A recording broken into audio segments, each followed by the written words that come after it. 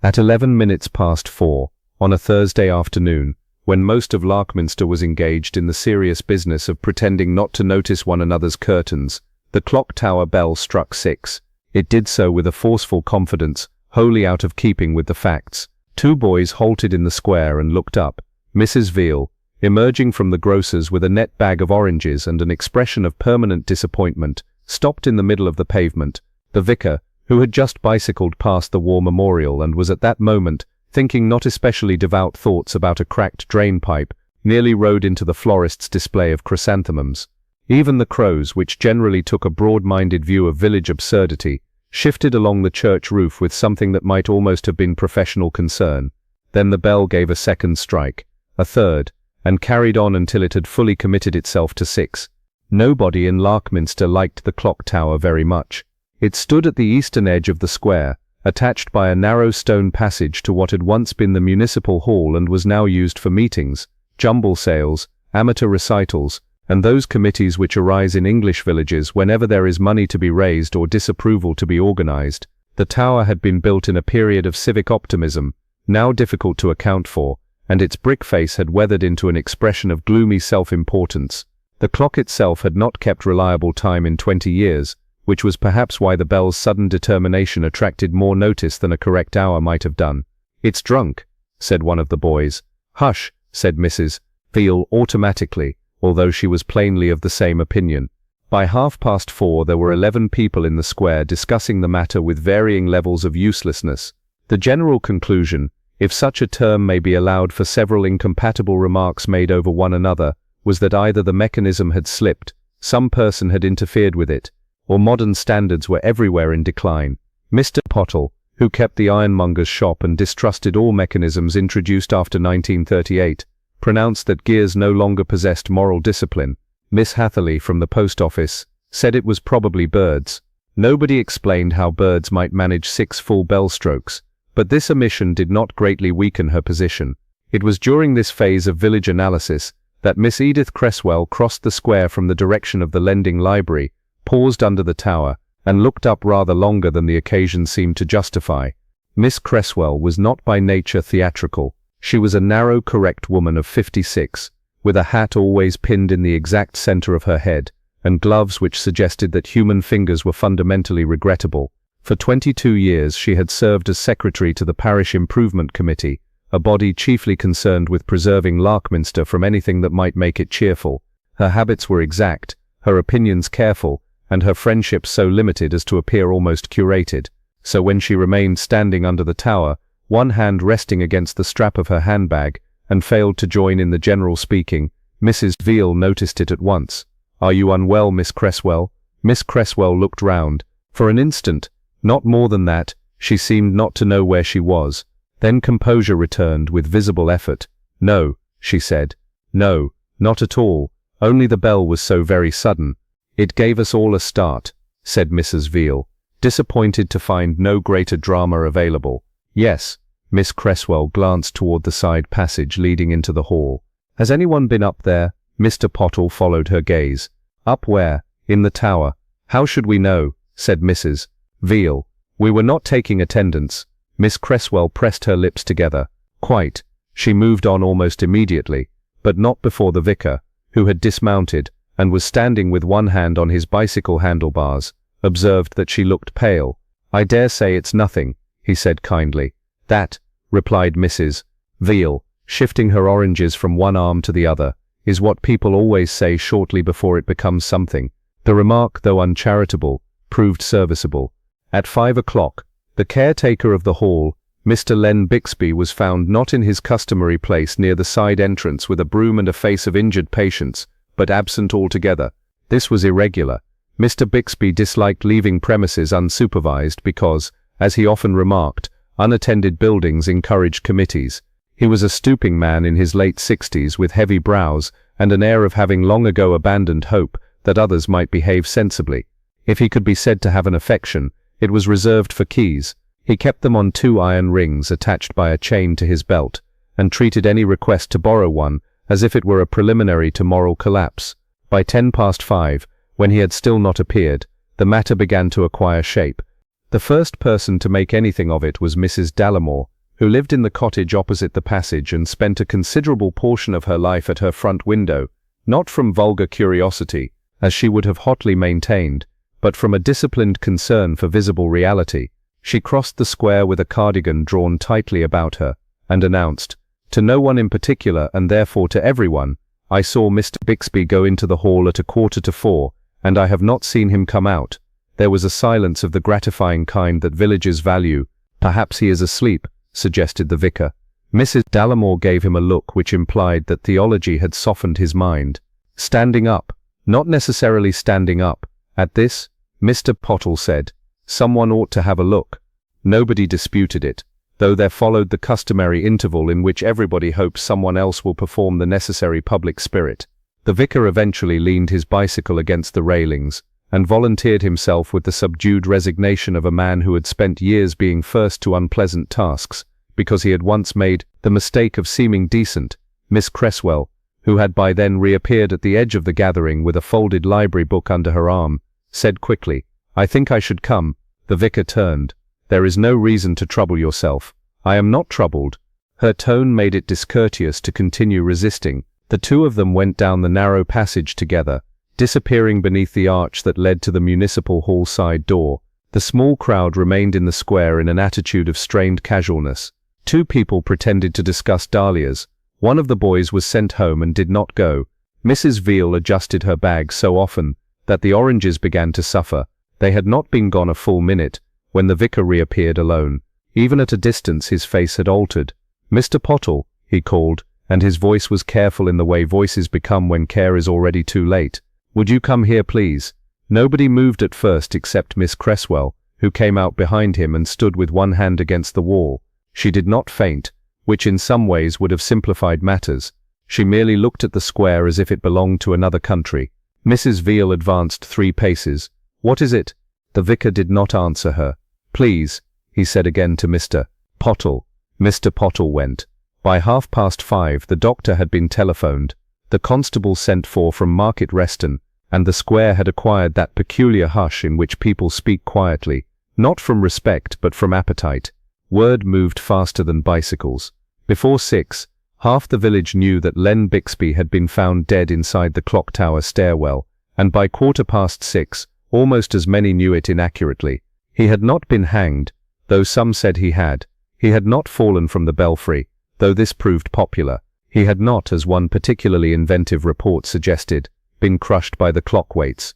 The truth, when it came in its plainest form, was less dramatic and therefore more disturbing. He had been found at the foot of the spiral stairs leading upward to the clock chamber, lying on his side, one hand under him, as though he had sat down unexpectedly and never risen again. Near him, on the stone floor, lay one of his key rings. That detail was repeated often, and with satisfaction, not because anyone knew what it meant, but because objects on floors lend dignity to confusion. Dr. Fanshawe arrived at 6:20, carrying his bag and an expression which combined fatigue, competence, and long acquaintance with the human tendency to die at inconvenient hours. He went inside. The constable followed.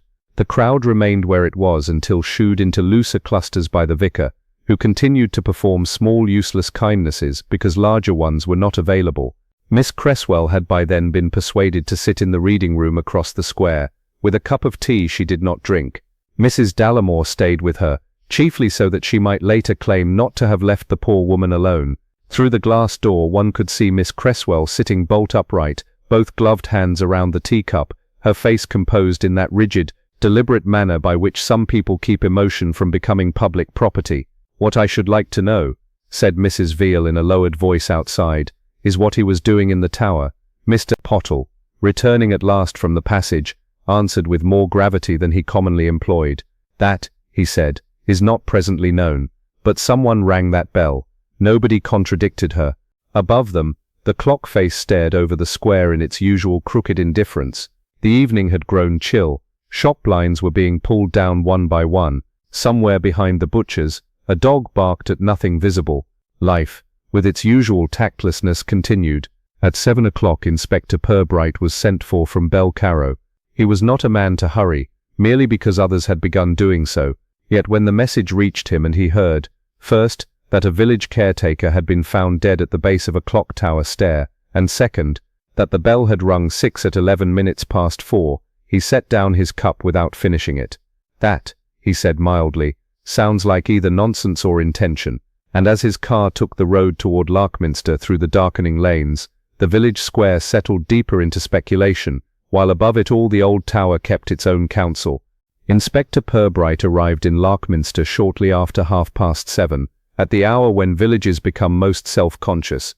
Curtains were not yet fully drawn, which meant one might still be observing. Lamps had come on in front rooms, showing islands of yellow light, framed silhouettes, and the occasional household in which nobody had yet decided whether the evening would be spent in dignity or argument. The square itself lay under a thin wash of mist, enough to soften the edges of the clock tower without making it romantic. Romanticism did not suit municipal brick. Purbright left his car beside the reading room and stood for a moment with his hands in his coat pockets, looking up at the dark face of the clock. It showed 23 minutes to 5. This, after the events of the afternoon, seemed less an error than a private opinion. Superintendent's men were not available for every village disturbance, and Purbright, though not old, had the settled air of someone who had spent many years being sent where other people had already been unhelpful. He was square-shouldered, neat without flourish, and possessed of a patience that could feel kindly until one discovered that it was also exact. He did not waste motion, he did not waste theories, and though he was polite enough to invite explanation, many found after meeting him that they had explained more than they meant to. Constable Blaine met him at the entrance to the side passage, stamping his feet against the cold. Blaine was young, broad in the face, and still at the age where duty gave him a visible stiffness, as though he feared competence might leak out through a careless posture. "Evening, sir." Purbright nodded. "What have we?" "Male, late 60s, Leonard Bixby, caretaker here for years, found at foot of the tower stair by Reverend Cade and Miss Cresswell, about 5:15. Doctor says dead before they found him, though not by very much. No signs of robbery. No sign anyone else remained on the premises when we got here. Cause, doctor wouldn't commit himself at once. Said there's a wound at the back of the head, but not a spectacular one. Could be fall, could be blow, could be one encouraging the other. That is admirably inconclusive." "Yes, sir." Purbright glanced toward the square, where 3 separate groups of villagers were pretending to be on unrelated errands. "And the bell?" "Struck 6 at 11 past 4. Several heard it. No one yet knows why. No one ever knows why bells do anything," said Purbright. "They merely ring and leave others to explain them."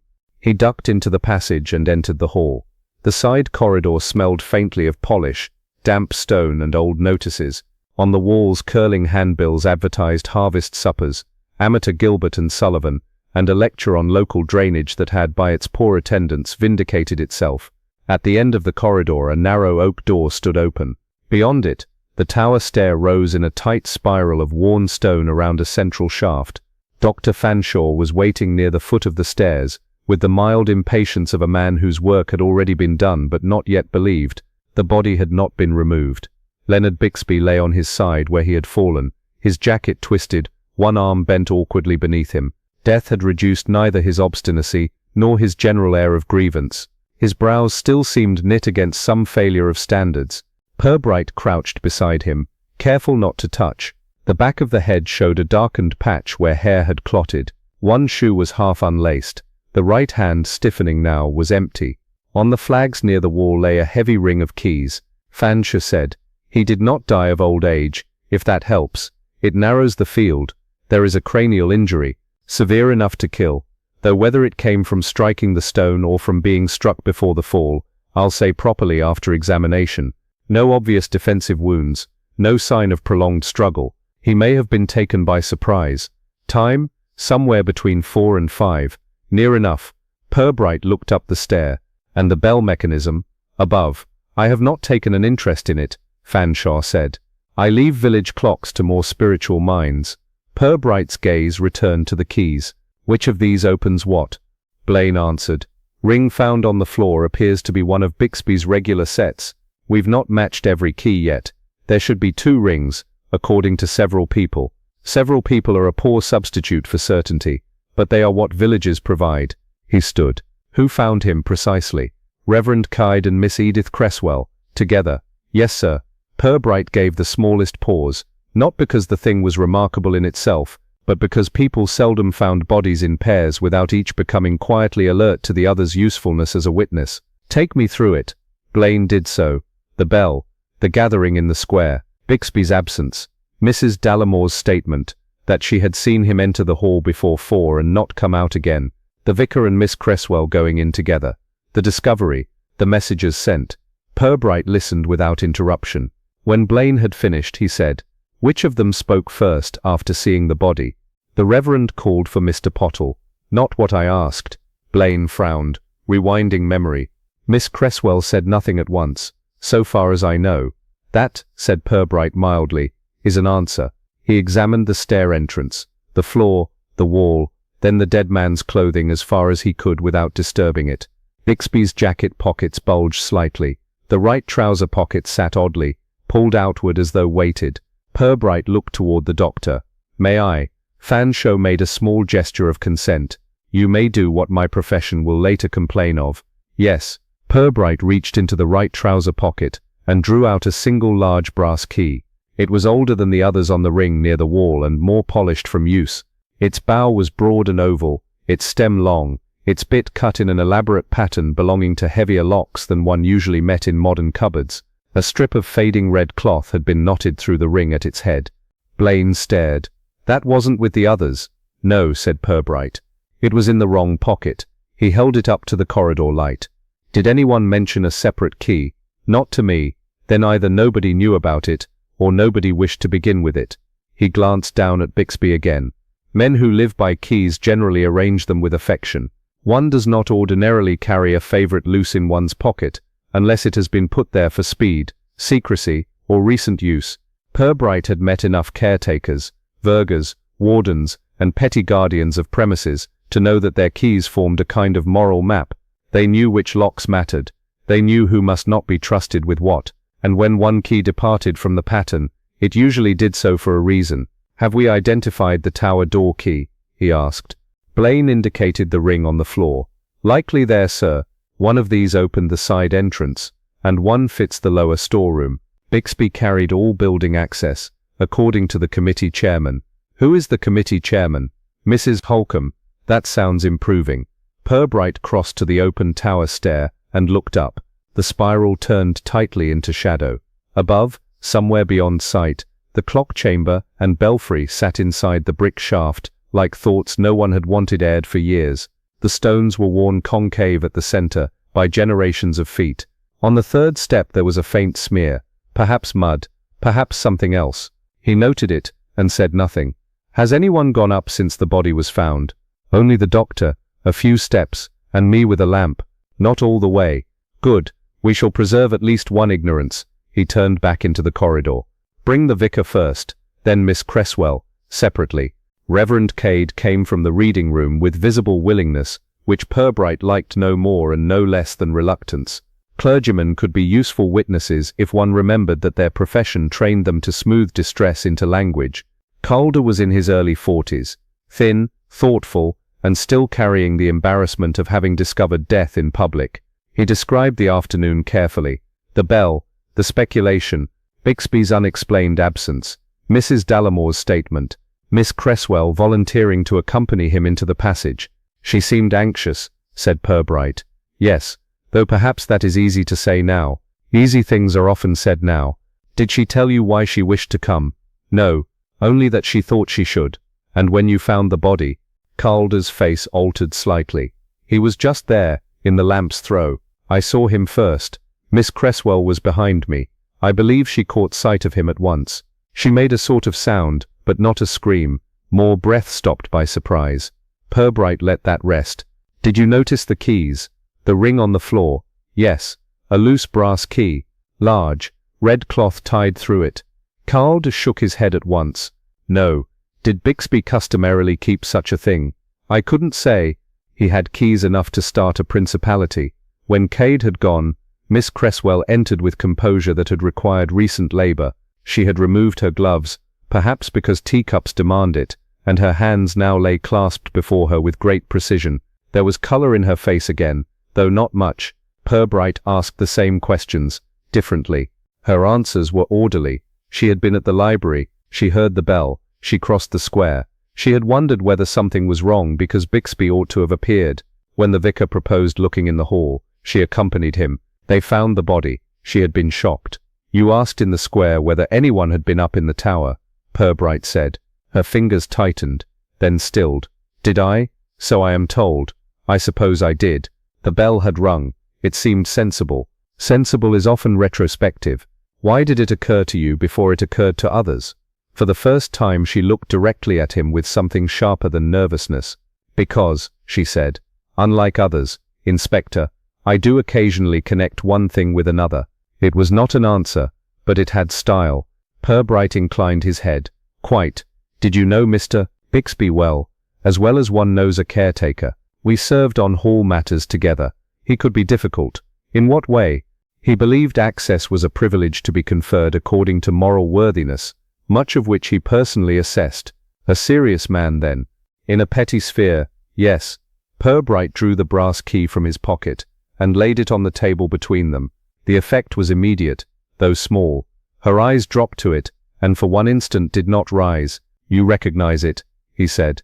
Miss Cresswell answered a second too late. No. He did not contradict her. He merely covered the key again with his hand. Outside, the square murmured under the mist, and the tower stood over it all, black against the last thinning grey. Inside the corridor, with the dead caretaker still waiting to be taken away, and one old key suddenly more interesting than any bell, Inspector Purbright began to feel that Larkminster had not been careless this afternoon. It had been interrupted. By 8 o'clock the body had been removed, though Larkminster showed no signs of feeling relieved by it. Villages are not improved by the mere absence of a corpse.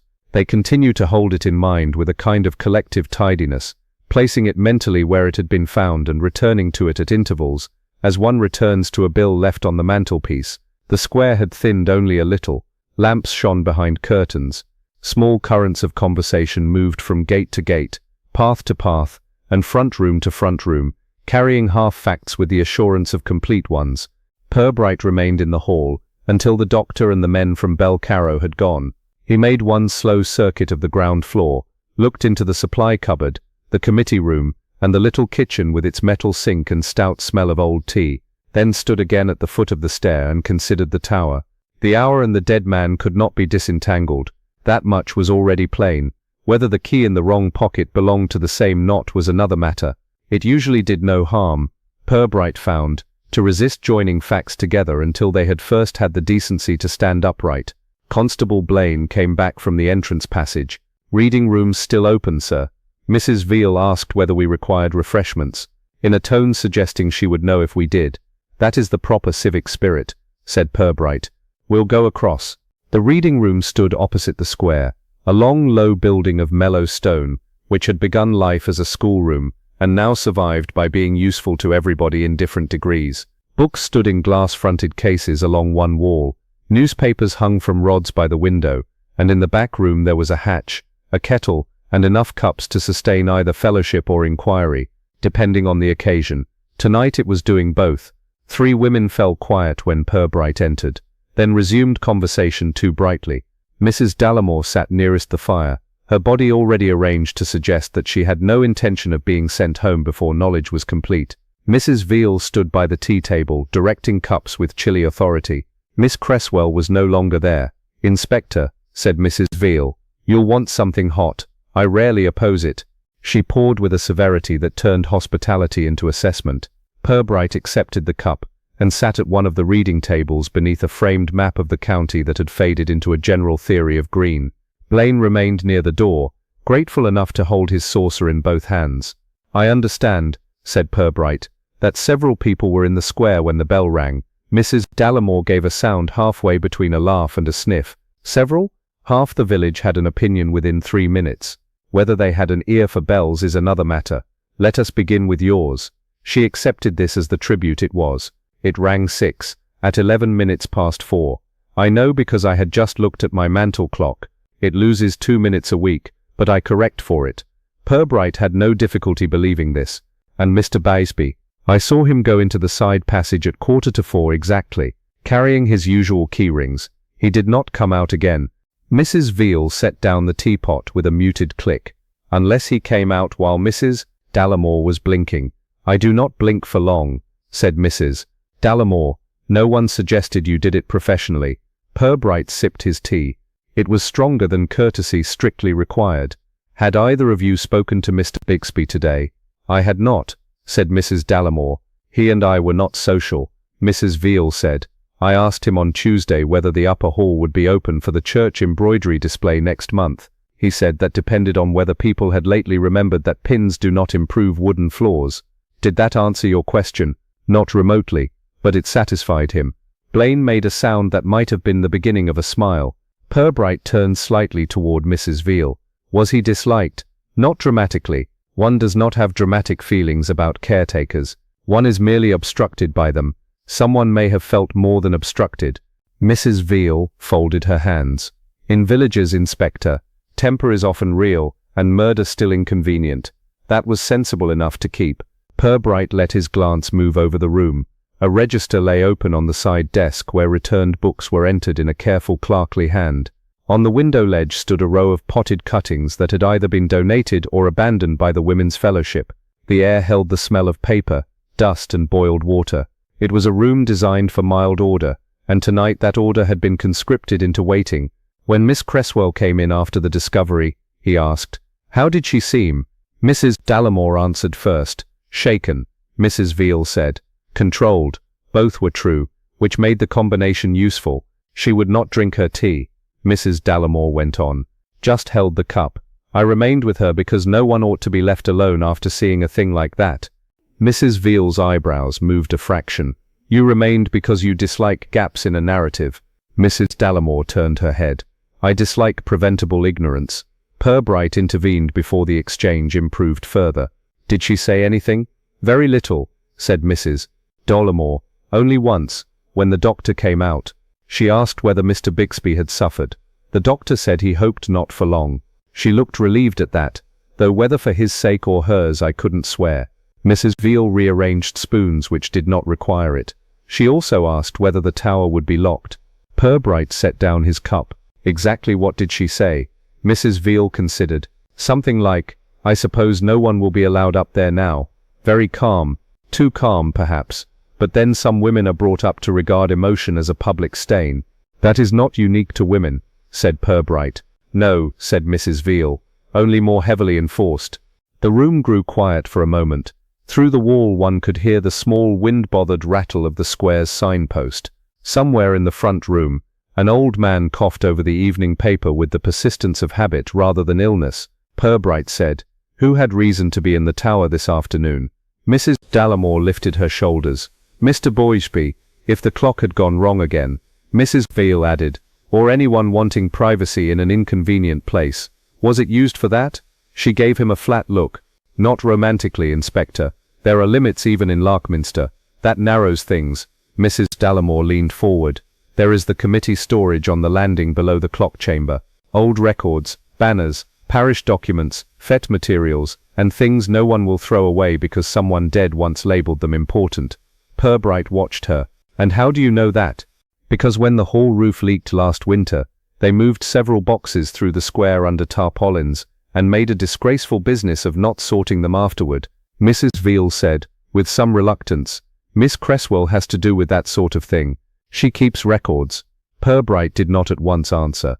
He looked at the tea in his cup, then beyond it to the hatch where another kettle simmered.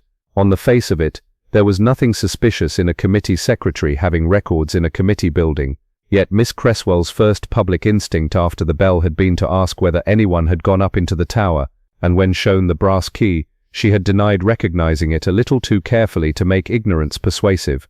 "Does she still keep the older papers?" he asked.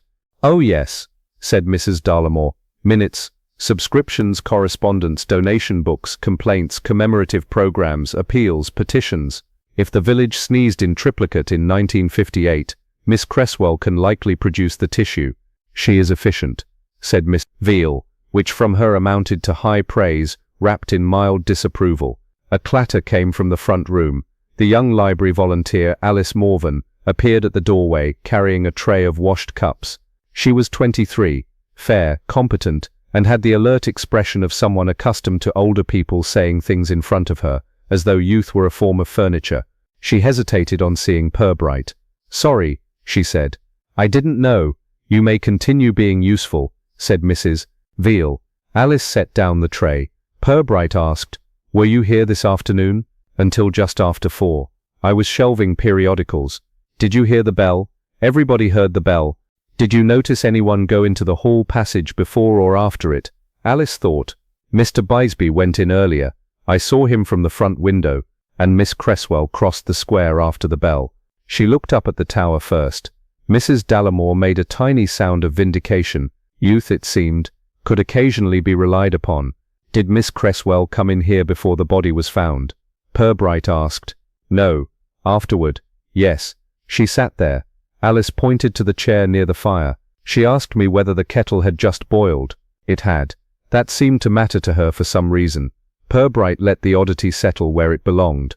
Not yet significant, but unwilling to vanish. Had she been in the reading room earlier in the day? She returned a book at about 3:30. "What book?" Alice blinked, then crossed to the register. "It's here. County Benefactors and Public Trusts. 1840-1910. Mrs. Veal stared. "People borrow that voluntarily?" Alice allowed herself the smallest smile. "Apparently." Purbright rose and went to the register. The entry was in Alice's hand, dated that afternoon. Miss Edith Cresswell. The title beneath it looked exactly as tedious as claimed. He asked, "Did she take another book?" "No. She said she only wanted to bring that one back before the library closed, and then she lingered in the square after the bell." "Yes." Purbright thanked her, and returned to the table. Public trusts, old donations, committee records stored in the tower, a caretaker dead on the stairs, and one brass key with a red cloth marker concealed in the wrong pocket. It was still possible. These were neighboring facts rather than married ones, but they had begun to show a family resemblance. He finished his tea. "Where is Miss Cresswell now?" "At home, I believe," said Mrs. Veal. "Mrs. Halcombe took her." "And Mrs. Halcombe, the committee chairman, lives in Cedar House, by the lane." Purbright nodded. "Constable, before we call on anyone else, I think we shall go up the tower." Blaine set down his cup too quickly. "Tonight, sir?" "Yes. Murder does not improve by sleeping on it, and neither do village secrets." As they stepped back into the square, the clock face hung above them in pale distortion. Still wrong, still impassive. Behind the reading room windows, the women bent together at once, not from malice but from civic momentum, and somewhere above the hall roof, beyond the dark line of stone steps and locked doors, the upper part of the tower waited with the patience of things that have been undisturbed for years, and do not intend to explain themselves willingly. The lower tower door yielded at once to one of the keys on Bixby's ring, which spared Purbright the trouble of turning the brass key in public before he knew what public it belonged to. He preferred, where possible, to let an object keep its vanity a little longer. Blaine held the lamp. Purbright went first up the spiral stair, one hand near the central column, pausing every few steps to look, not dramatically but thoroughly, at the worn stone underfoot. The air altered as they climbed. It became colder, dustier, and touched with the dry mineral smell of enclosed brick. Sound behaved differently too. Their footfalls rose above them in a muffled advance, as if others were going on ahead to inspect what awaited. At the first turning there was nothing but a narrow slit of window and a shelf of old cobweb. At the second, a locked plank door stood in the outer wall, iron-banded and stubborn. A modern Yale lock had been fitted clumsily over older woodwork, as though trust had once been lost here and then, bureaucratically restored. Purbright stopped. "That will be the committee storage," said Blaine, "so we are told." He took the separate brass key from his pocket and held it beneath the lamp. The red strip of cloth, faded almost pink at the edges, hung like a small tired tongue. He put the key into the lock. It fitted with humiliating ease. Blaine let out a breath through his nose. So Miss Cresswell knew it. "She knew something," said Purbright. "People do not always know keys in general. They know particular doors." He turned it. The lock gave after a stiff complaint. The door opened inward with a scrape along the floor. The room beyond was not large. It had probably once served as an intermediate maintenance chamber when the tower was built, and now contained the usual afterlife of local institutions: stacked trestle tables, a rolled banner pole, a broken coat stand, 3 boxes of programs tied with string, and a set of wooden shelves running along the back wall. The lamp showed dust where dust ought to be, neglect where neglect was expected, and one recent disturbance where neither belonged. On the middle shelf an oblong space had been cleared. Purbright did not speak at once. He crossed the room slowly, examining the floorboards. They were filmed with dust except near the entrance, and before the shelves, where faint marks showed that something heavy had recently been lifted away. On the shelf itself a pale rectangle remained, cleaner than the surrounding wood. "A book," said Blaine. "Yes, or a box shaped with unusual literary ambition." Purbright crouched and shone the lamp sideways. Dust is a more loyal recorder than paper. It forgets less. There were finger trails on the front edge of the shelf, and a blunt drag where an object had been pulled forward before being removed. Not long ago. Perhaps that afternoon. He straightened. "Has anyone inventoried what was kept here?" Blaine looked doubtful. "In this village, sir, they probably call that memory." Purbright's mouth moved slightly. "Then we must locate its best surviving specimen." The room gave up little else. An old cash tin stood empty on the lower shelf. A coil of bunting drooped from a hook. In one corner lay a cracked framed photograph of some forgotten Jubilee procession, in which men with whiskers and women in white dresses stood arranged around the tower itself, as if they had been proud of it then, and had not yet learned better. Purbright examined the door from the inside. No sign of forcing. Whoever opened it had used the key. "Bugsby had the key in his pocket," said Blaine. "Or someone put it there." "You think he came up here?"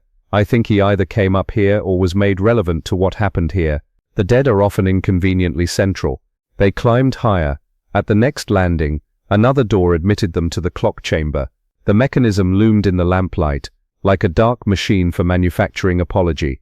Gears, rods, and weights occupied most of the space. The wooden floor trembled faintly underfoot, with the internal strain of things meant to move regularly, and no longer enjoying it. One access hatch stood open behind the works, where a man might reach the striking mechanism. Purbright bent near it. A smear of fresh grease marked the timber edge. Close by lay a small spanner. "Mr. Biggers was no clocksmith, I suppose," he said.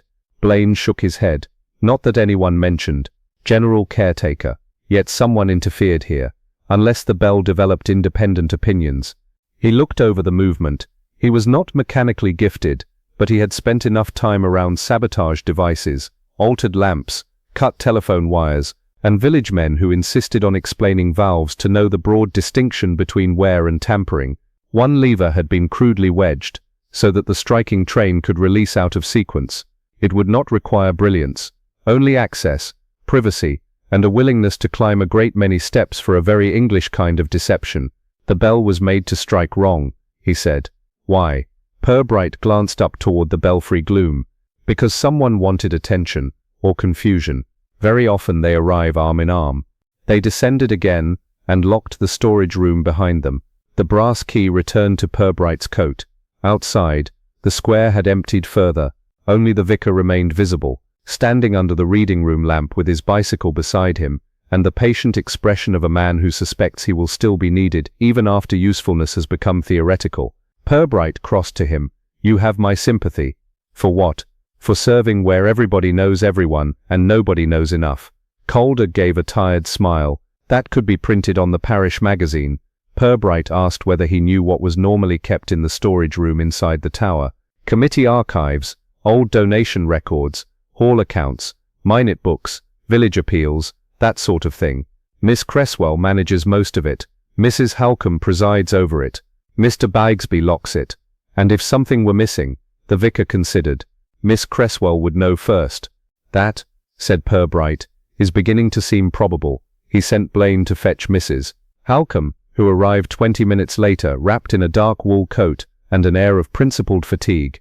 She was a broad, capable woman in her 60s, with handsome silver hair and the voice of someone long accustomed to ending discussion by giving it a chair and an agenda. Cedar House had not softened her. If anything, it had confirmed her in the belief that people function best when sorted. "This is an unpleasant business," she said at once. "Poor Mr. Bixby. One could be exasperated by him without wishing him murdered." "Was he?" asked Purbright.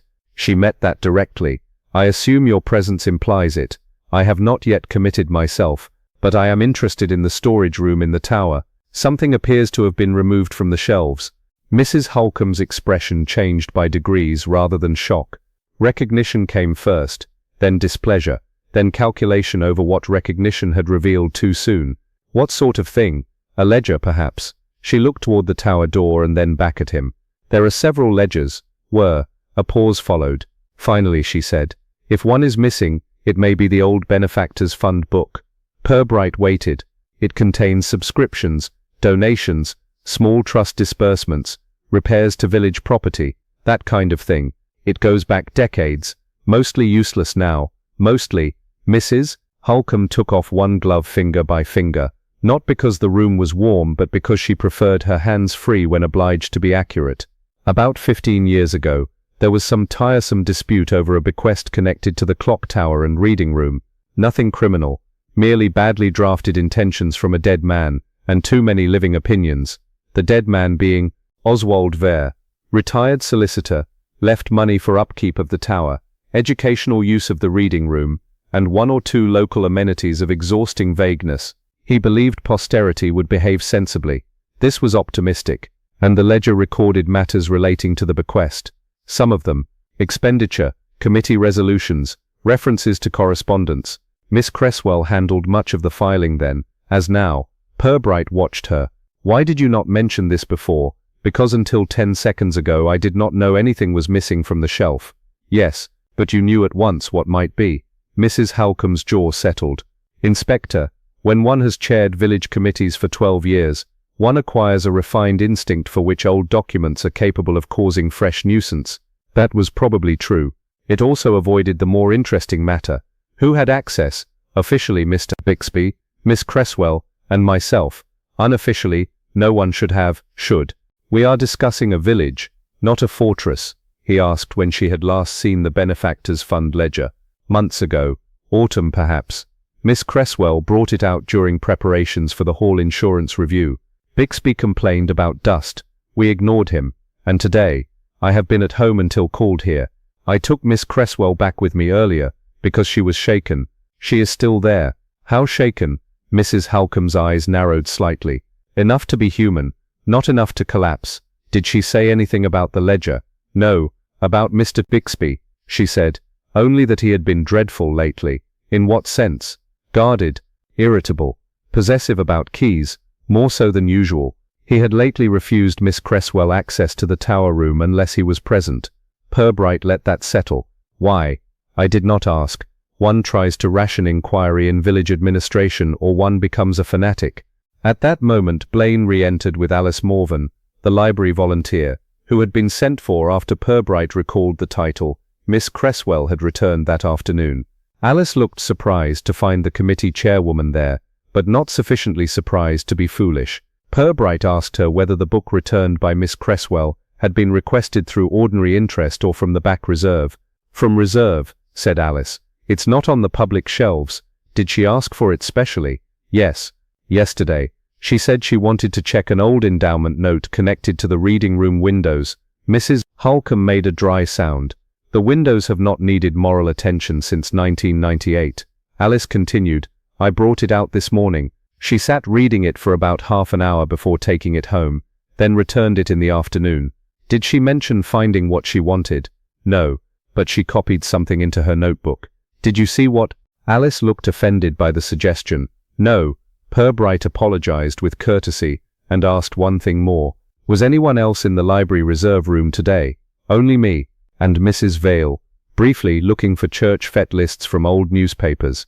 That seems entirely in character. When Alice had gone, silence occupied the hall for a few moments.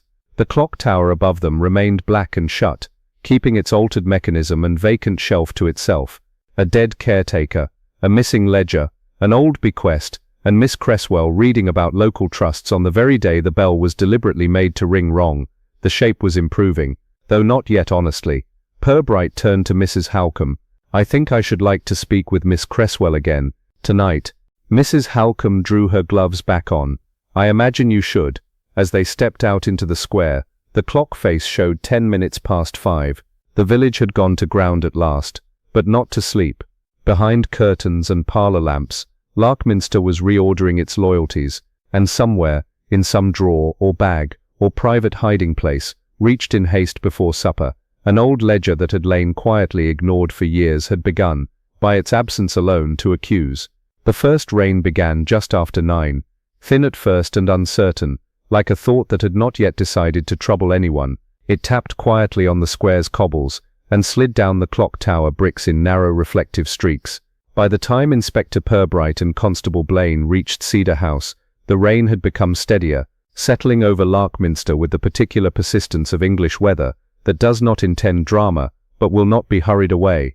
Cedar House stood a short distance off the main lane, behind a low iron gate, and 2 patient yew trees. Its windows glowed with orderly light.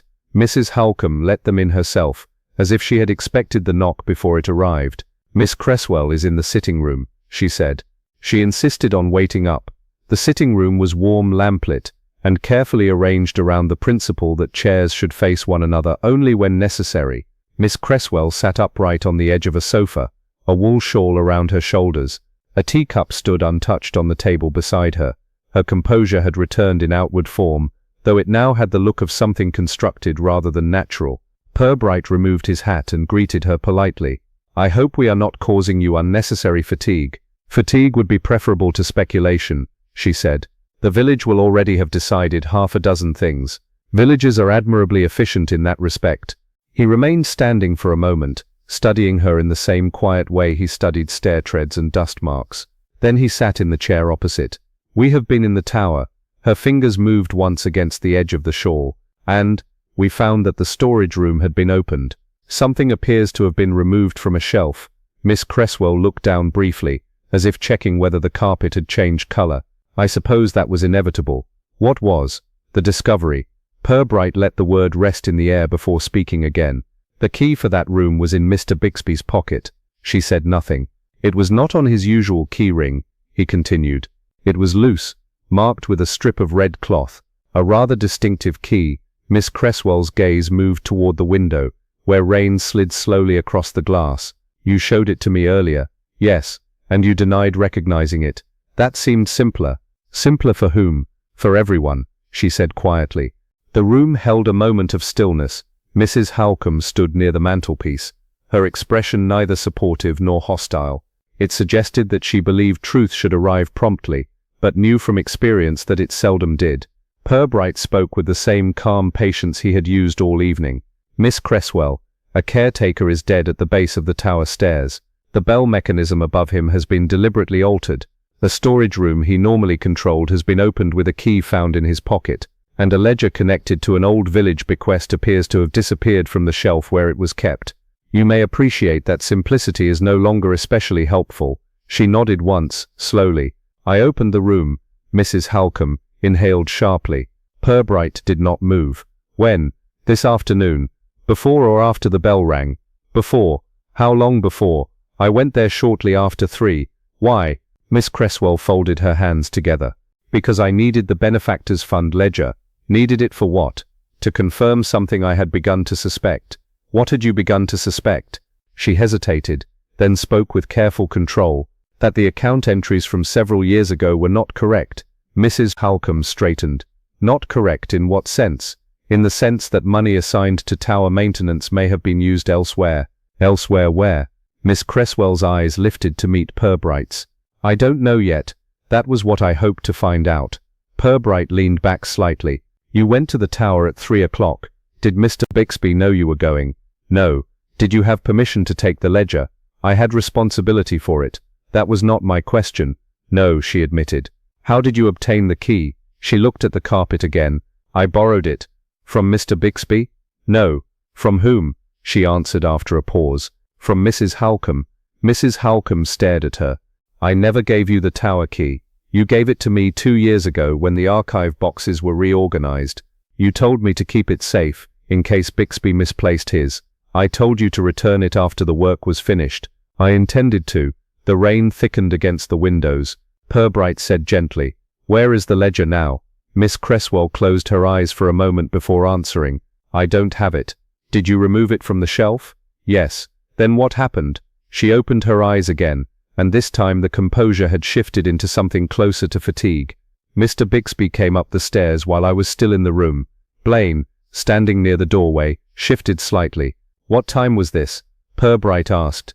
Perhaps 20 minutes past 3. I cannot be exact. What did he say? He demanded to know why I was there. And I told him I needed the ledger. He became very angry. Angry enough to strike you. No. Angry enough to threaten. What sort of threat? He said.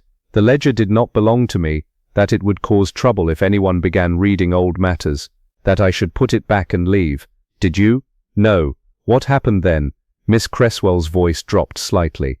He tried to take it from me. Purbright waited. I refused. Did the two of you struggle? Not exactly. Then how? He blocked the doorway and insisted I leave without it. I told him he had no right. He said he had every right, because the tower belonged to people who understood its history. That sounds rather philosophical for a caretaker. He was not philosophical, she said quietly. He was frightened. Of what? I don't know.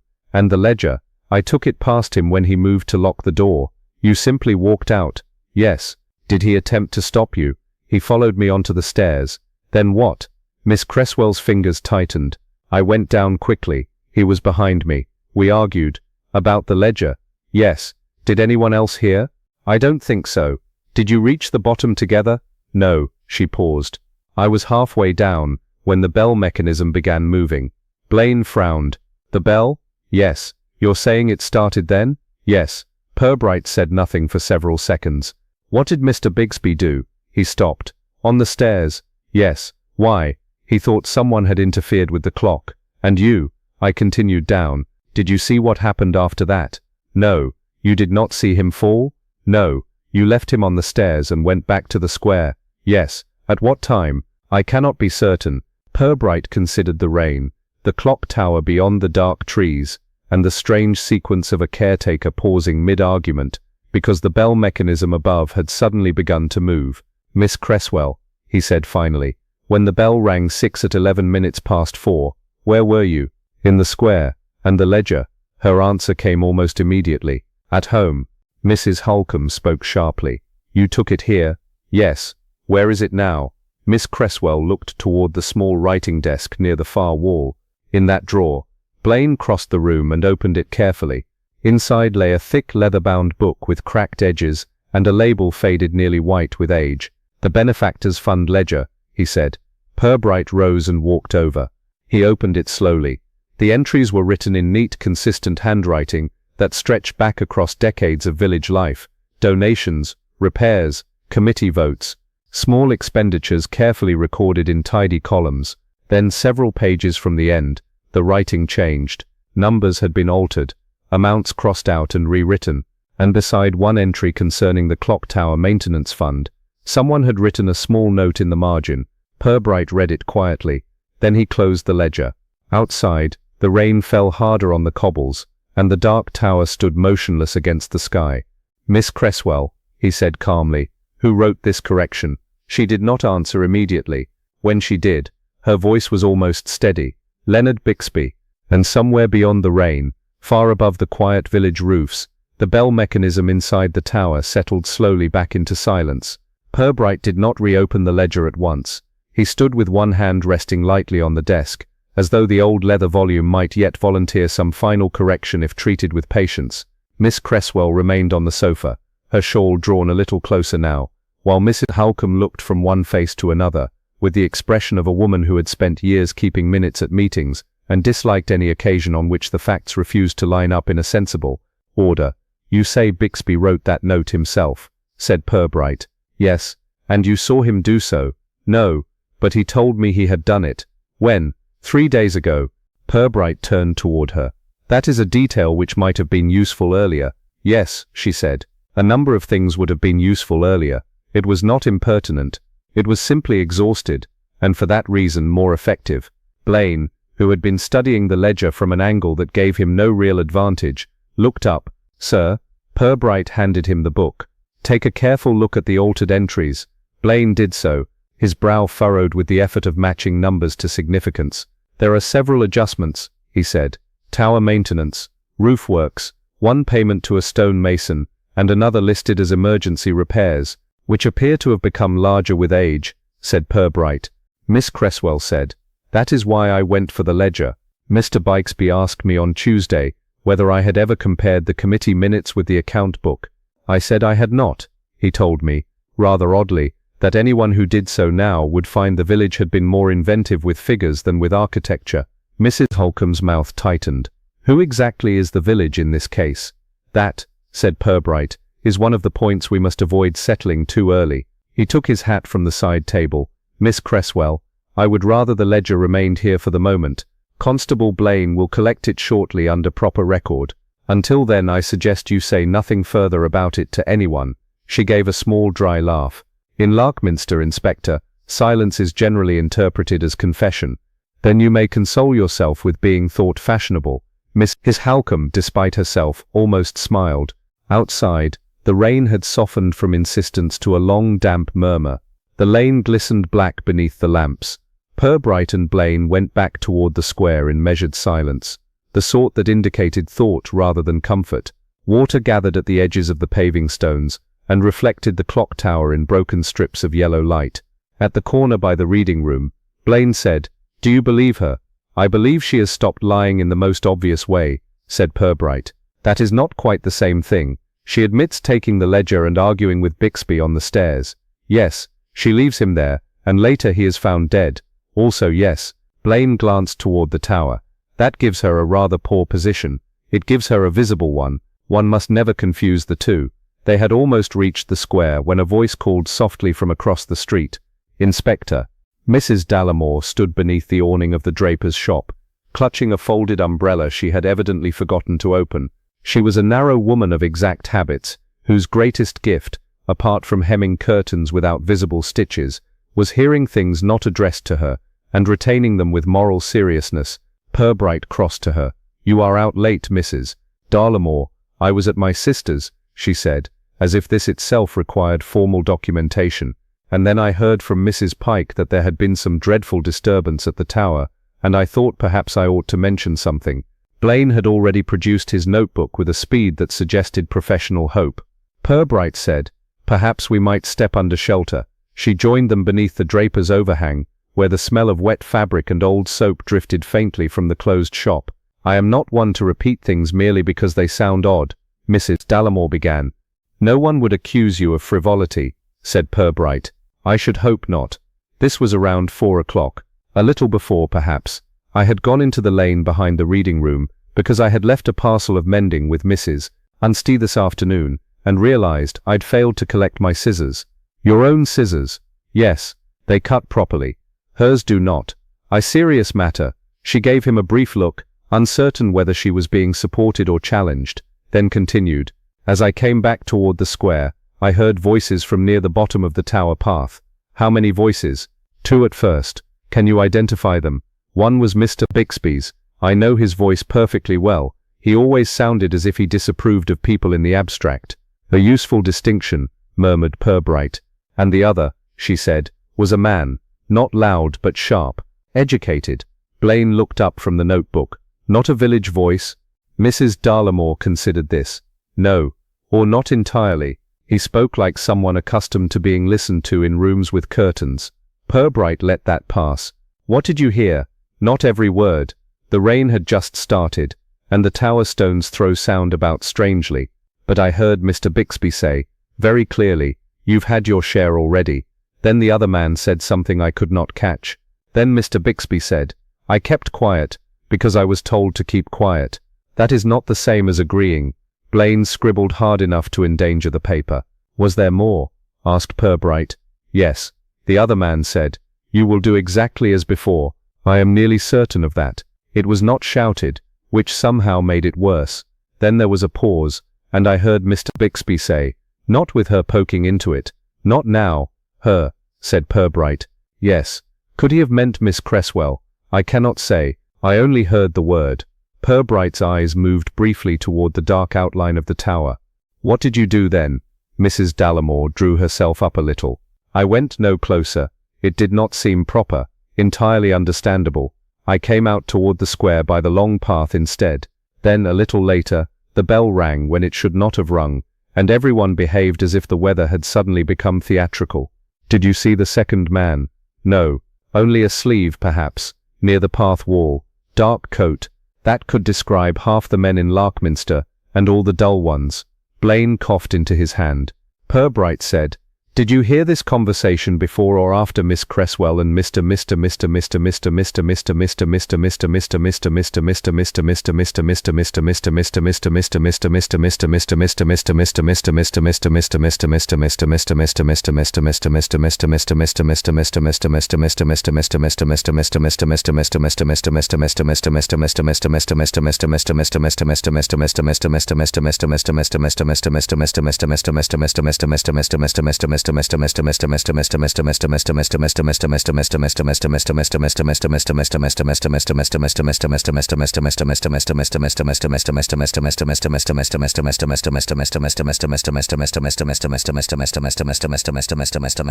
Bixby argued on the stairs.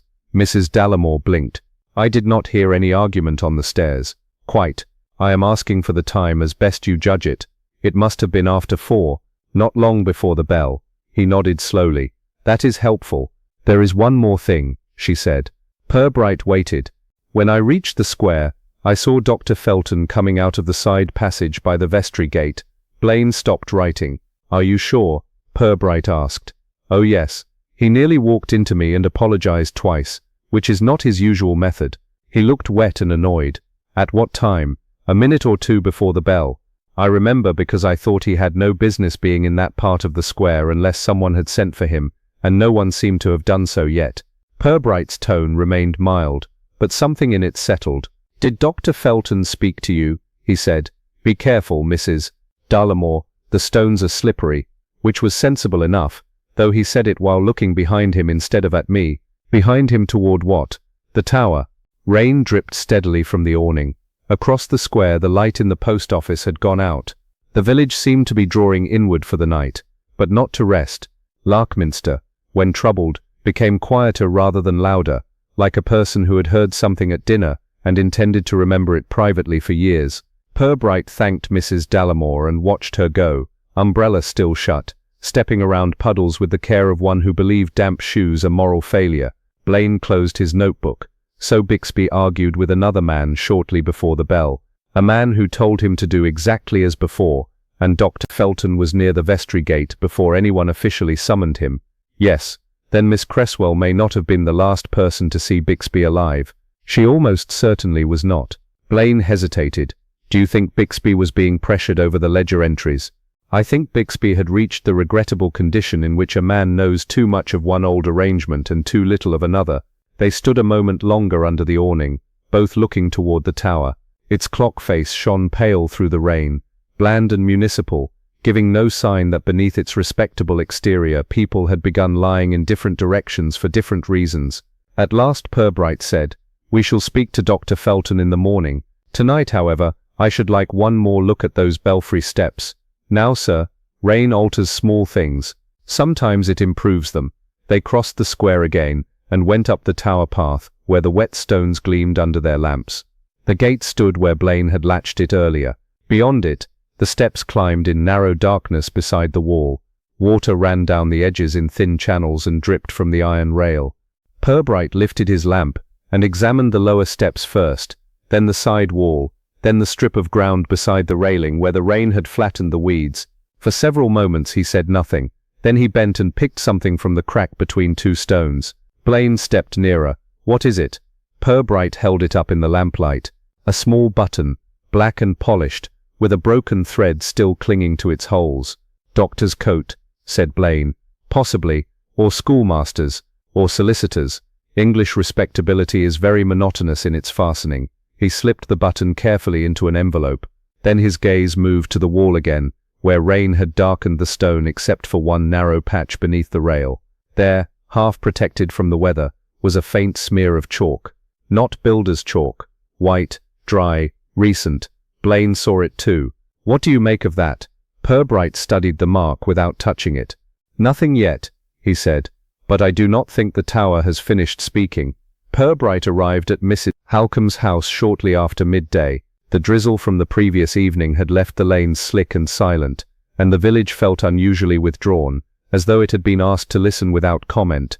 He knocked once, twice, and was admitted immediately by the housekeeper, a careful woman with a gaze that suggested she both knew and disapproved of human unpredictability.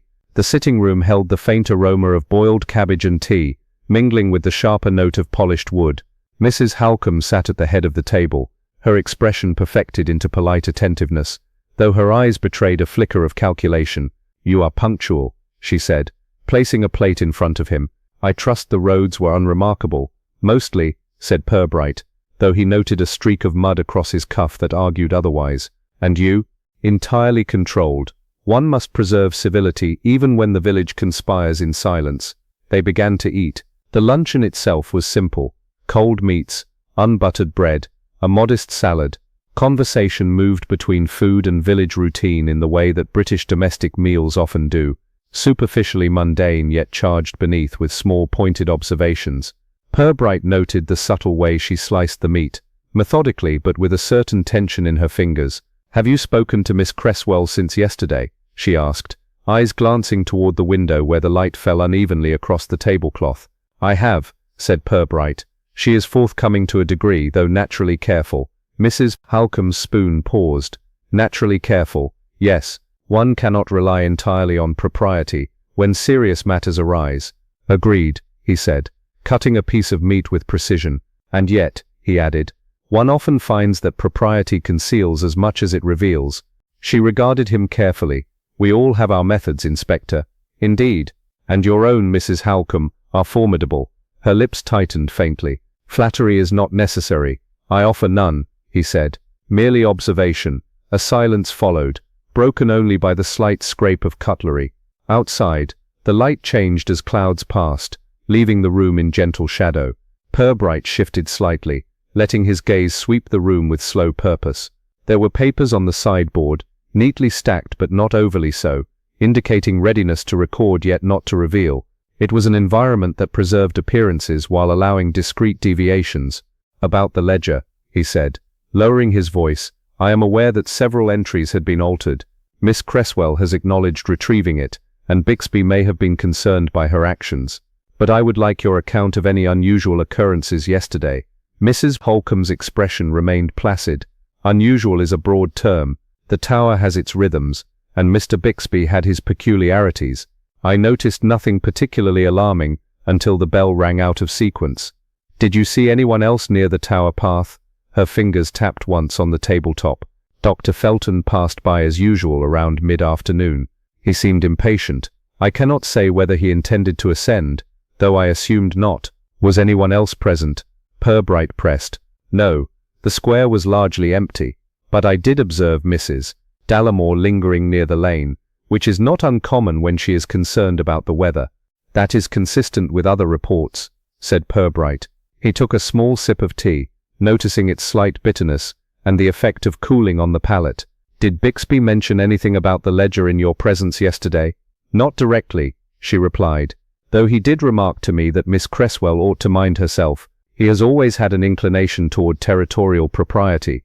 I advised him against fussing," she said. "He paid me little heed."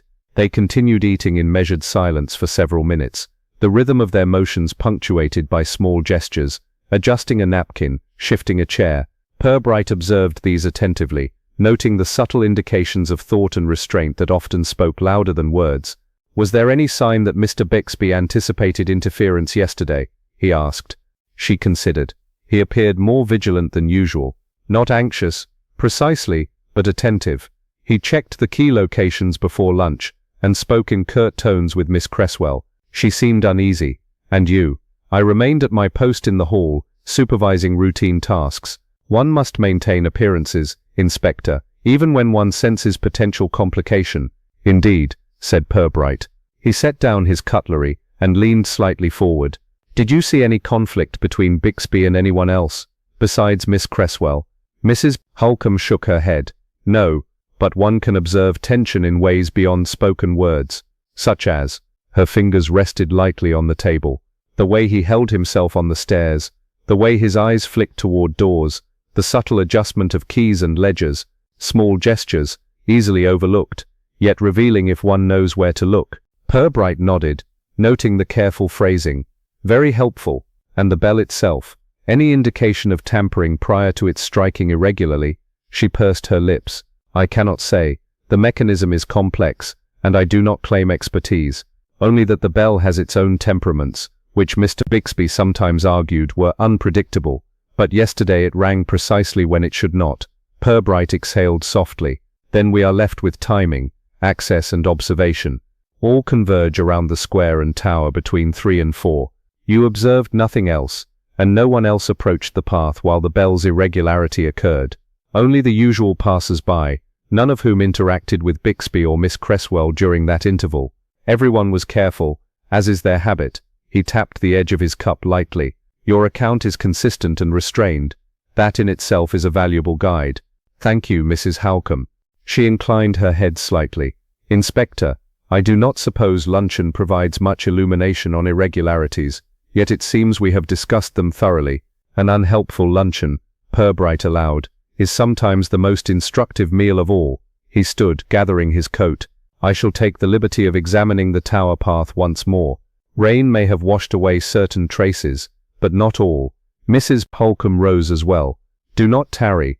Evening descends quickly in Larkminster. Her glance toward the window hinted at concern, curiosity, and the habitual control of those who preside over both schedules and secrets. As they left, the village square lay empty beneath clouded light, and Purbright's mind worked through every gesture, pause, and whispered observation of the morning.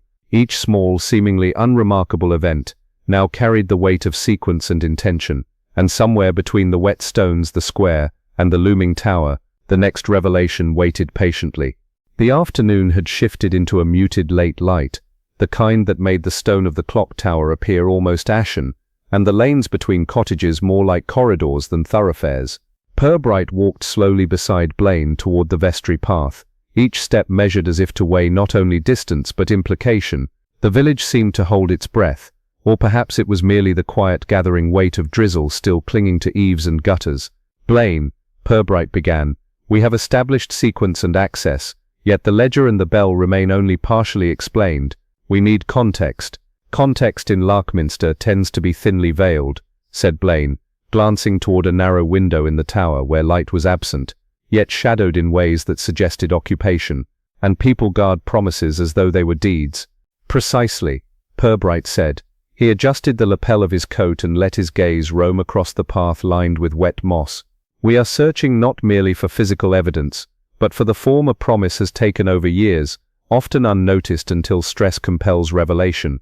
At the corner where the path narrowed beside the tower wall, Mrs. Cresswell appeared, her shawl damp at the edges, face composed but eyes wary. She had come without announcement, the deliberate unpredictability of her movements as much a feature of her character as any habit of routine. Inspector, she said quietly, I thought it best to speak before evening fully descends. Your timing is, as ever, careful, Purbright observed, and necessary. She stepped closer, so that the lamplight fell across the faint damp of her hair. There is something I must admit, something regarding Mr. Bixby that I neglected to mention before. It concerns an arrangement he had with the late Mr. Holloway, the previous caretaker. Blaine stiffened slightly. Holloway? He retired 5 years ago, did he not? Yes, she said. But before he left, Bixby and Holloway had a private understanding, something agreed between them concerning the upkeep of the tower and the accounting of funds. Though Holloway never wrote it down, Bixby considered it a gentleman's promise. Purbright nodded slowly. A promise in the abstract, then.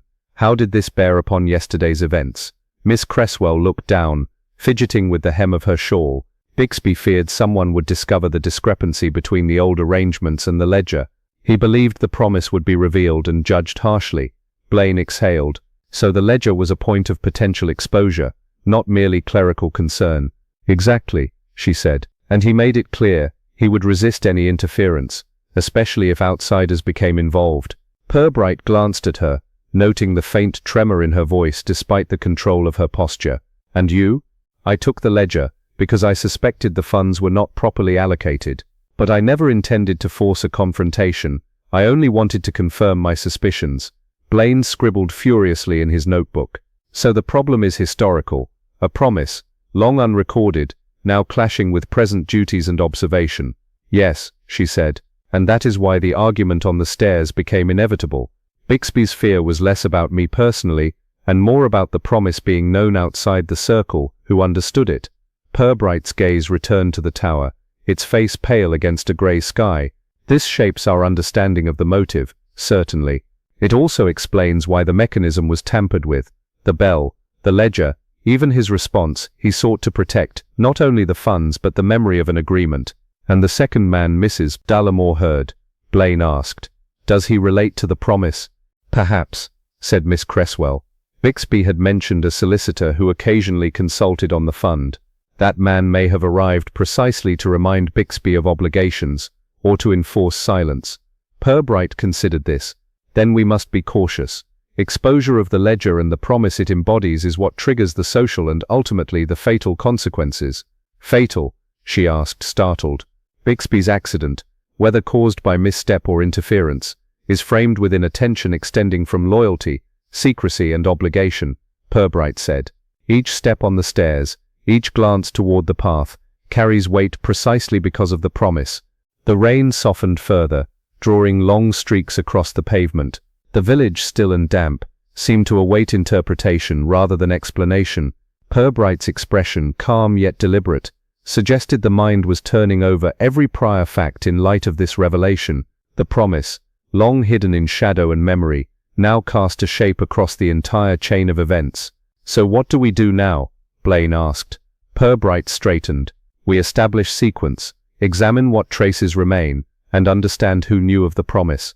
Only then will the remainder of the narrative, the actions that led to Bixby's fall, the irregular bell, and the ledger's disappearance take form. The old promise has defined the present. We must treat it as carefully as Bixby did, though with less fear of error." Miss Cresswell watched him, silent. Outside, the tower loomed, indifferent to the human constructions below. Its stones, damp with rain and centuries of use, seemed to hold a patient record of both promises kept and broken, awaiting only the eyes willing to read them. Purbright returned to the tower in the early morning, the square still wet with dew and residual drizzle. Blaine followed at a measured distance, aware that every footstep disturbed not only puddles, but the subtle evidence left behind by those who had passed the previous day. The inspector carried his lamp and a small leather satchel, moving deliberately, as though the very pace of his walk might draw confidences from the stone walls themselves. "Have you considered," Purbright said quietly, "the possibility that the ledger's significance is less about its entries than about the way it concealed access?" Blaine glanced toward him. "Access? You mean to the funds or the building?" "Both. The tower is old enough to possess more than one secret, and yesterday's irregularities suggest that someone knew precisely where to find, what to find without obvious movement." They reached the main door, which Purbright pushed open with a faint creak. Inside, the scent of damp stone mingled with the faint trace of wax from polished steps. He moved along the wall toward the paneling that flanked the stairwell, his fingers brushing over the wood. The grain offered no initial indication of interruption, yet he paused at a slight unevenness near the bottom. "See here," he murmured, pointing. "The paneling has been disturbed, though subtly. Not enough for casual detection. A man must have been familiar with its construction to manipulate it without leaving obvious traces." Blaine crouched to examine the lower seam. "It seems recent. The wood retains a small smear, faintly oily, as if someone had handled it quickly but with care." Purbright's eyes narrowed. "The ledger alone would not necessitate this. No, it is something else behind here, a door or a recess, a hidden space preserving old arrangements. Correspondence, perhaps, the record of promises too delicate to risk exposure." He tapped lightly along the edges of the panel. There was a hollow note beneath the surface, almost musical in its subtlety. Carefully, he produced a slender tool from his satchel and worked along the seam. The panel shifted slightly and released a faint click. Blaine straightened. "Shall we open it?" he asked. Purbright hesitated, scanning the room. "Caution, Blaine. We are about to intrude into something meant to remain concealed. Observe the sequence of light and shadow. There may be traces of recent human presence." He pressed gently, and the panel yielded. Behind it was indeed a narrow recess, scarcely more than a foot in depth, containing a small bundle of papers tied with twine. The edges were yellowed, the handwriting familiar yet distant in its careful loops. Purbright lifted the bundle and examined the topmost sheet. It was an account, but unlike the ledger, it contained notes on promises, allocations and agreements, some crossed with pencil corrections, others merely annotated in the margin. Blaine looked over his shoulder. "This is the old promise you mentioned yesterday, isn't it?" "Precisely," said Purbright. "Not merely a memory, but a recorded form, deliberately concealed from ordinary eyes. Mr. Bixby may have considered this both a shield and a key. Shield for his conduct, key for those who might need proof." "Do you think someone else knew about this?" Blaine asked. Purbright's gaze did not leave the papers. "It seems likely. Otherwise, why the second man near the tower path? Why the instructions Mrs. Dallimore overheard?" This concealment had significance beyond personal curiosity. They moved closer to the stairs to see if the floor bore any further signs of disturbance. The stones were faintly wet, the footprints of previous visitors subdued but discernible with attention. Near the base of the wall, a small smear of chalk marked the beginning of a line that led from the panel to the stairs' first step. "Someone has traced a path deliberately," Purbright observed. "The chalk is recent. The smudge aligns with the handling of this panel. There is intent here, Blaine, intent both to reveal and to obscure." Blaine furrowed his brow. So Bixby was trying to protect the promise, but someone else, possibly the solicitor, may have known precisely where to look. "Yes," said Purbright, "and that knowledge explains the sequence. The ledger taken, the confrontation on the stairs, the irregular bell, and the panic that followed. Each movement in its proper context is more logical than we assumed yesterday." He set the bundle back carefully, and replaced the panel, leaving the chalked trace untouched. "We have seen the shape of the secret," he said, "and now we must consider the human element. Who knew, who followed protocol, and who acted against it? The tower preserves its story, but human action determines the final form." Blaine nodded, absorbing the measured precision of the discovery.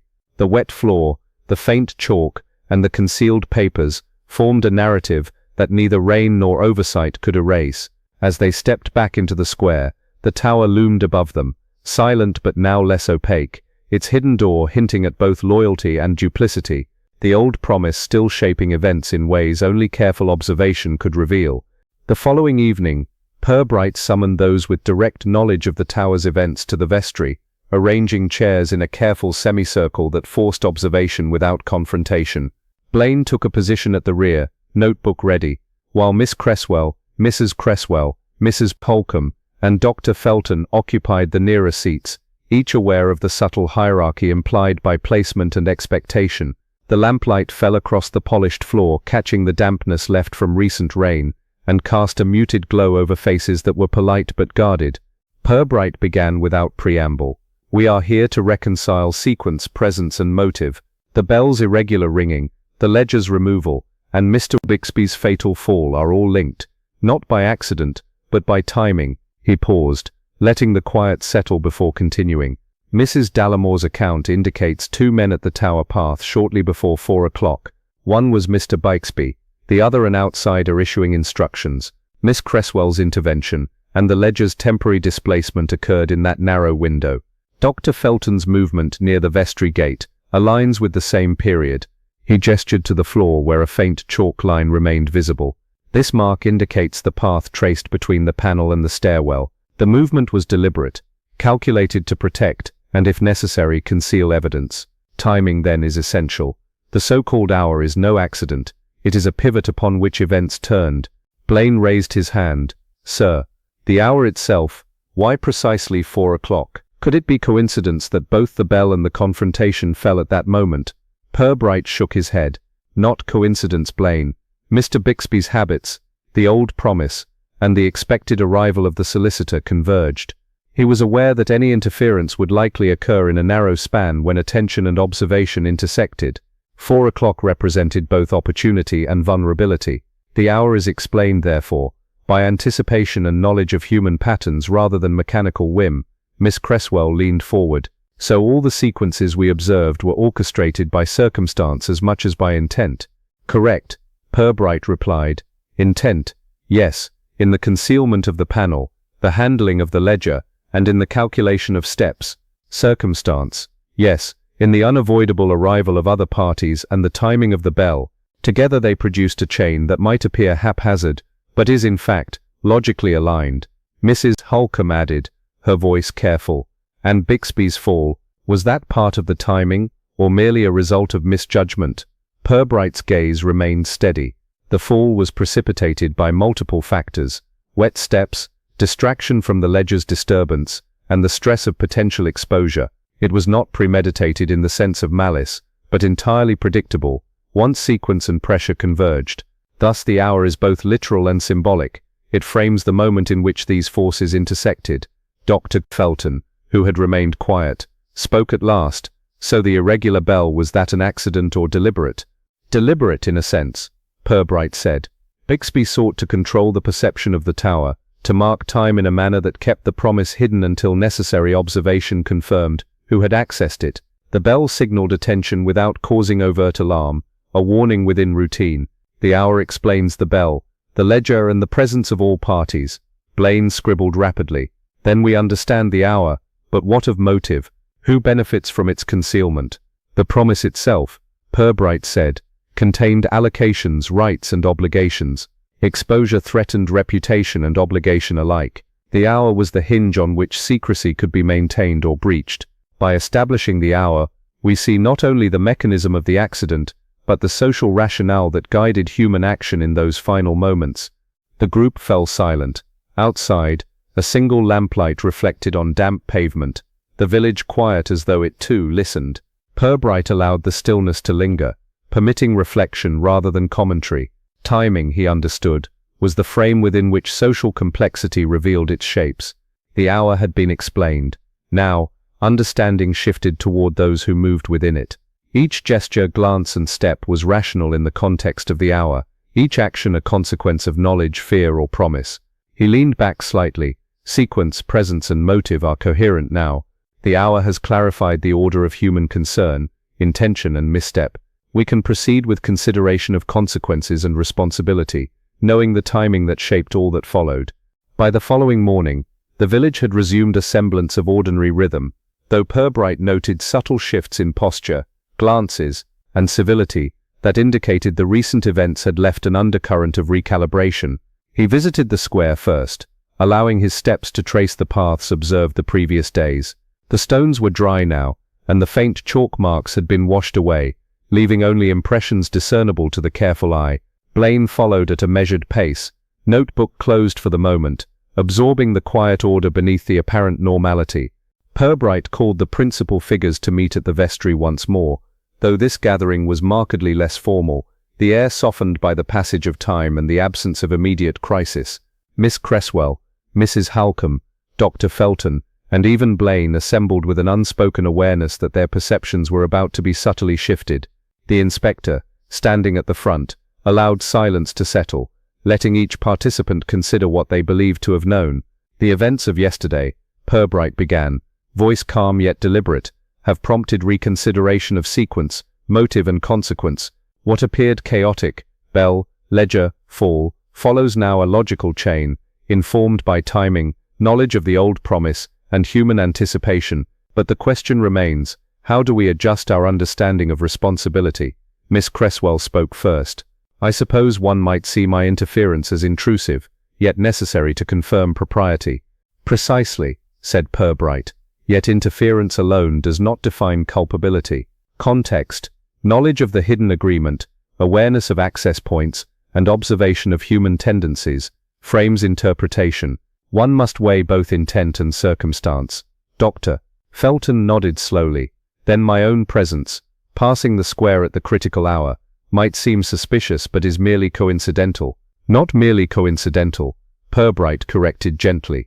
Relevant, but non-contributory to the misstep that led to Mr. Bixby's fall. It is the convergence of several minor, rational actions that produced the outcome, rather than a single deliberate act. Mrs. Holcomb's voice was careful, so everyone's view of one another, the ledger, the bell, the hidden panel, must shift in light of sequence and knowledge. Exactly, Purbright said. We must rearrange opinions quietly, appreciating that social perception often magnifies apparent anomaly. The true alignment emerges when sequence, intent, and observation converge. No dramatic confrontation is required, merely recognition of what each knew, did, or feared. He allowed his gaze to pass slowly over the group. Miss Cresswell, you acted to preserve propriety. Dr. Felton, your path coincided without intention. Mrs. Holcombe, your oversight provided necessary restraint. Each action interlocks with the others, and when viewed collectively, explains the bell, the ledger, and the fall. Social dynamics, after all, are as instructive as any physical trace. Blaine leaned forward. So the village itself, the quiet observances, the customary habits played a part in preserving and revealing the truth. Indeed, Purbright confirmed, villagers move, speak and pause according to habit, expectation, and subtle understanding. The misalignment occurs only when novelty intersects with concealed knowledge. As with the promise, our task has been to reconstruct the sequence, not to assign blame where routine and coincidence explain events. A hush fell, punctuated only by the gentle tapping of a distant clock. Each participant absorbed the implications, reconsidering earlier suspicions, adjusting interpretations of gestures, and reweighing trust. The quiet rearrangement of opinions, imperceptible to the casual observer, was complete, each mind aligned with a fuller comprehension of motive, sequence, and consequence. Human behavior, rather than mechanical error or deliberate malice, had shaped events. Acknowledgement, patience, and reflection were sufficient to restore coherence. Purbright closed his notes. Satisfied, the tower loomed outside, its stone indifferent yet faithful in recording action. The ledger rested where it should. The bell awaited its next cycle, and the old promise remained a testament to order maintained through discretion. In the village, civility resumed its primacy, subtly informed by the newly understood truths, and the observer could see the social landscape rearranged without a single confrontation, argument, or raised voice. The quiet work of perception and understanding had achieved resolution, leaving Larkminster calm but perceptive, its secrets now held gently by those who knew and those who had observed with care.